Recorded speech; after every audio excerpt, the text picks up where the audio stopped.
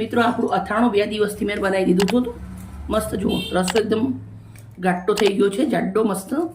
સરસ મિક્સ કરી લેશું અને હવે આપણે બરણીના અંદર ભરવાનું છે. કેમ છો? જય શ્રી કૃષ્ણ. આજે હું તમને નાનાથી માંડી અને બધા જ લોકો અથાણું બનાવી શકે એવી રીતના શીખવાડવાની છું. 1 કિલો આપણે રાજાપુરી કેરી લીધી છે. જ્યારે કેરી લો ત્યારે ખાસ ધ્યાન રાખવું છે, એકદમ આવી રીતના કઠણ હોવી જોઈએ કેરી. કઠણ કેરી હશે તો જ તમારું અથાણું સારું બનશે. એકદમ અચાર મસાલાથી બનાવવું છે, એકદમ ઇન્સ્ટન્ટ બની જશે. બનાવવાની રીતે આપણે ચાલુ કરીએ છીએ. સૌથી પહેલાં કેરી ધોઈ નાખવાની છે. માર્કેટમાંથી કેરી લાવીએ એટલે ધૂળ ને બધું ઉડેલું હોય, એટલે આપણે રીતે કેરીને ઘસીને ધોઈ નાખીશું. જો છેપવાળી હોય, આંબાથી તોડીએ ત્યારે આવી રીતના છેપ નીકળે, તો આપણે આવી રીતે કેરીને બંને કેરીને ધોઈ લેવાની છે.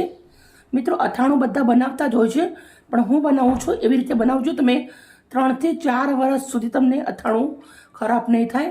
અમે 10-10 કિલો કેરીનું ભેગું નાખીએ છીએ ઘર માટે, પણ તમને શીખવાડવા માટે ખાલી 1 કિલો કેરીનું બનાવીએ છીએ આપણે. કેરીની હવે સરસ મજાનું પાણી ના રહે એવી રીતે લૂસી લેવાની છે. આવી રીતે કેરીને લૂસી લેવાની, જરા બી પાણીનો ભાગ ના રહેવો જોઈએ. બંને કેરી આપણે આવી રીતે લૂસી અને રેડી કરી દેવાની છે. હવે 10 કિલો કેરીનું અથાણું પહેલાં નાખી દીધું છે, પણ એ બધું ઘણું બધું થાય એટલે તમે શીખવાડવામાં તકલીફ પડે મને, અને તમને જોવામાં તકલીફ પડે મસાલામાં, પણ હું કિલોના માપથી તમને શીખવાડી દઈશ. જુઓ મિત્રો, તમારે ગોટલી સુધી કાપવો તો તમે કાપી શકો છો, પણ અમે જે કાપીએ છીએ એ ગોટલી નહીં કાઢી દેવાની છે. કેમ કે ગોટલી હોય તો વડીલ લોકો જ્યારે ખાતા હોય ત્યારે એમને મજા નથી આવતી હોતી. તો આપણે આવી રીતે કટ કરું છું. ગોટલીનો ભાગ વચ્ચે રહી જાય.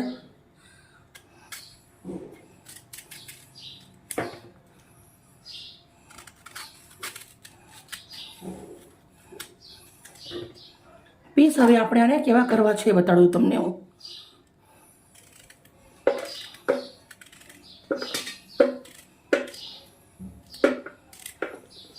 બસ આપણે આવી રીતે જ કેરી છિલકા સુધી જ લેવાનું છે. જે છિલકાની મજા હોય અથાણાના અંદર એ કંઈક અલગ જ લાગે, આપણે ખાવામાં બહુ સરસ લાગે.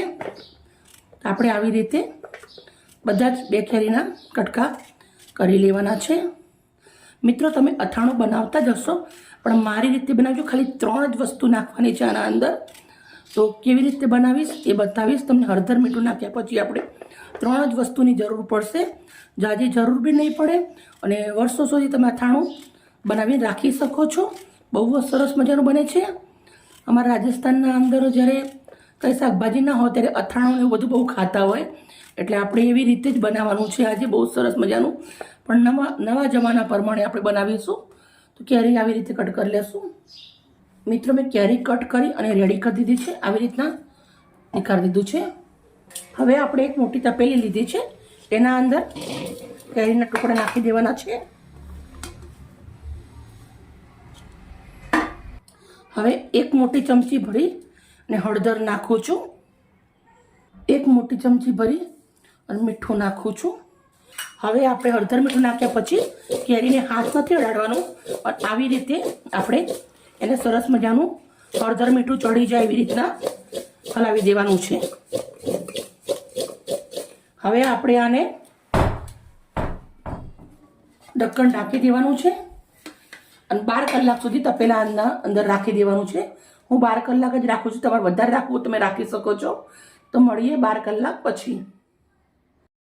મિત્રો તમે જોઈ શકો છો આપણી કેરી સરસ મજાની રેડી થઈ ગઈ છે, હળદર મીઠાવાળી. મેં આને 12 કલાક રાખી હતી.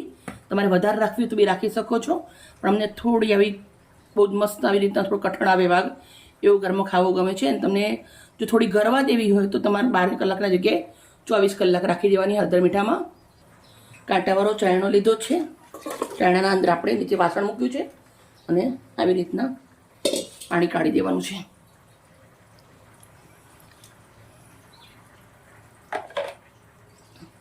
હવે આપણે બે થાળી લેવાની છે.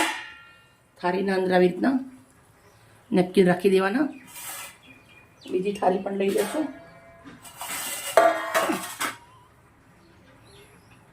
હવે જે આપણે કેરીના ટુકડા છે એક એક આવી રીતે નેપકિન ઉપર પોરા કરી દેવાના છે. છૂટા છૂટા પોરા કરશું આપણે. સ્ટેપ બાય સ્ટેપ આવી રીતે બધી જ કેરીઓ ટુકડા ભેગા કરી દેવાના છે આવી રીતના.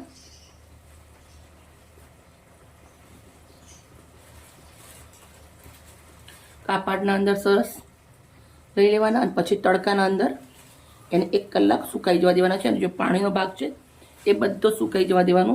જેટલો પાણીનો ભાગ સુકાઈ ગયેલો હશે એટલે તમારા અથાણા મસ્ત બનશે. બંને થાળીના અંદર આપણે નીકાળી દીધું છે. આ બંને થાળી મેં તડકે મૂકી દીધી છે. આજ થોડો તડકો ઓછો છે એટલે 1 કલાકના જગ્યા હું 2 કલાક રાખવાની છું.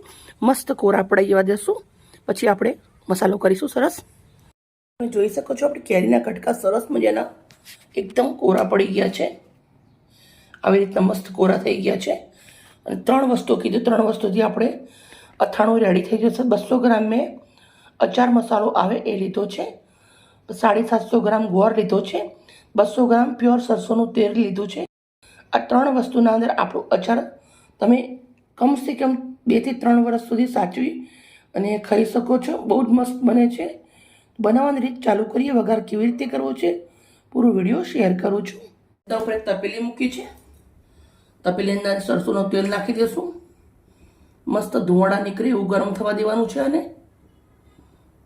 લવિંગ બાદિયા એવું બધું નાખવું હોય તો તમે વઘારના અંદર તેલ ગરમ થાય છે એના અંદર નાખી શકો છો. પણ એકદમ સિમ્પલ બહુ જ મસ્ત લાગે છે. અમે તો સિમ્પલ જ બનાવીએ છીએ અને બહુ સરસ રહે છે. એટલે હું સિમ્પલ રીતે તમને શીખવાડું છું. નાનાથી મોટા બધા જ બનાવી શકે. બહારનું અથાણું મોંઘું આવે અને એટલું બધું સારું ના આવે. પણ આપણે ઘરે બનાવીએ તો ફાયદો બી થાય અને મસ્ત રહે. તેલ ગરમ થઈ ગયું છે. મસ્ત ધુવાડા નીકળે એવું. ખબર કેવી રીતે પડે આપણે તો જુઓ. થોડાક રાઈના દાણા નાખી દઉં છું. રાઈના દાણા ટાટકે એટલે આપણું તેલ ગરમ થઈ ગયેલું કહેવાય. રાઈના દાણા ટાટકી ગયા કે ચપટી ખાલી હિંગ નાખી દઉં છું. ગેસને બંધ કરી દઈશું. 10 મિનિટ સુધી તેલને ઠંડુ પડવા દઈશું. હવે એક તપેલું મોટું લઉં છું. એના અંદર આપણે કેરીના કટકા નાખી દેવાના છે. હવે આપણું જે ગોળ સમારેલો છે એ નાખી દેવાનું છે. મેં 750 ગ્રામ ગોળ લીધું છે. 1 કિલો કેરી છે તો 750 ગ્રામ ગોળ લીધું છે. અમને બધાને થોડું રસવાળું વધારે ગમે છે એટલે આવી રીતે સરસ હલાવી દઈશું. હાથ નથી અડાડવાનો, ખાસ ધ્યાન જ રાખવાનું છે આપણે. હવે જે આપણો અચાર મસાલો છે એ નાખી દેવાનો છે. એ નાખ્યા પછી પણ આપણે આવી રીતે એને મિક્સ કરશું.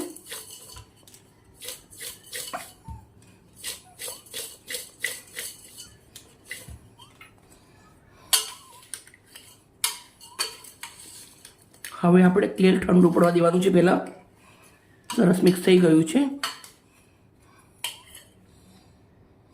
બહુ સરસ રીતે બધું મિક્સ કરી દીધું છે મેં. 10 મિનિટ પછી મળીએ. હવે મિત્રો આપણું તેલ મસ્ત ઠંડુ પડી ગયું છે.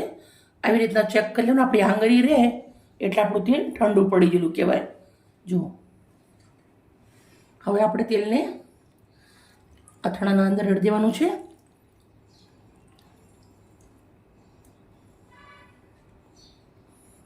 હવે આપણે સરસ મજાનું આને મિક્સ કરી દેવાનું છે. તેલ નાખ્યા પછી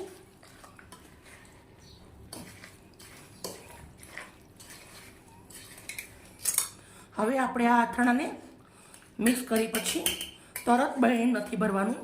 આપણે તપેલામાં જ 2 દિવસ સુધી રાખવાનું છે. ઉપર ઢક્કણ રાખી દેવાનું છે અને આપણે આને તપેલામાં 2 થી 3 દિવસ રાખવાનું. આપણે સવારમાં નહીં અને એકવાર આને ફેરવી લેવાનું. પછી ટોટલી આપણે વાળણીના અંદર કેવી રીતે ભરવું છે એ પૂરો વિડીયો શેર કરીશ. પણ તમે જુઓ આપણું સરસ મજાનું અથાણું રેડી થઈ ગયું છે. 200 ગ્રામ તેલ, 200 ગ્રામ અચાર મસાલો, 750 ગ્રામ ગોળ, 1 કિલો કેરી આપણેનું અથાણું રેડી થઈ ગયું છે. આ અથાણું તમે માર્કેટમાં લેવા જાઓ તો તમને 800 રૂપિયાની આસપાસ કિંમતમાં પડે. અને આપણે ઓછી કિંમતના અંદર ઘરે બહુ સરસ મજાનું એકદમ ચટકડી જેવું તૈયાર થઈ ગયું છે. તમે જોઈ શકો છો. હવે આપણે આને ઢાંકી દેવાનું છે. 2 દિવસ હું રાખવાની છું અને સવારમાં એક વાર હું ફેરવી દઈશ, પછી આપણે હું કેવી રીતે બહેણી ભરવું સર્વ કરવું બતાવીશ તમને. મળીએ 2 દિવસ પછી. મિત્રો આપણું અથાણું 2 દિવસથી મેં બનાવી દીધું હતું. મસ્ત જુઓ, રસો એકદમ ઘાટો થઈ ગયો છે, જાડો મસ્ત. સરસ મિક્સ કરી લેશું અને હવે આપણે બહેણીના અંદર ભરવાનું છે. તમારે જો ચેણીની બહેણી હોય તમે એમાં બી ભરી શકો છો. તમે અથાણાનો રસો જોઈ શકો છો, એકદમ બહુ સરસ. અમને આવું રસાવાળું જોઈએ એટલે ગોળ થોડો વધારે નાખેલો છે. પછી આવી રીતના કાચની બહેણી છે. આ બહેણી મેં તાપના અંદર તપાઈ દીધેલી છે. તમારા જોડે તાપ ના હોય તો તમે કોલસાનો ધૂપ બી કરી અને રાખી શકો છો. આપણે આવી રીતના અથાણાને બહેણીના અંદર લઈ લેશું. આ બહેણીના અંદર અથાણું ભરેલું તમે 2 વર્ષ સુધી સાચવી શકો છો. અમે 10 કિલો કેરીનું બનાવ્યું છે, એ અલગ છે, પણ અમે આવી રીતના એ ચણીની બહેણીના અંદર અમે ભરેલું છે. આ કિલોનું આપણે આવી રીતના કાચના બહેણીના અંદર ભરી દઈશું. મિત્રો આપણી આખી સરસ મજાની બહેણી ભરી રેડી કરી દીધી છે. હવે આપણે ઢક્કણ ઢાંકી દઈશું. સરસ મજાનું અથાણું આપણું રેડી થઈ ગયું છે. મિત્રો અમારી વિડીયો સારી લાગે તો પ્લીઝ એક લાઈક કરજો. રાધે કૃષ્ણ રાધે કૃષ્ણ રાધે કૃષ્ણ રાધે રાધે કૃષ્ણ રાધે કૃષ્ણ રાધે રાધે રાધે.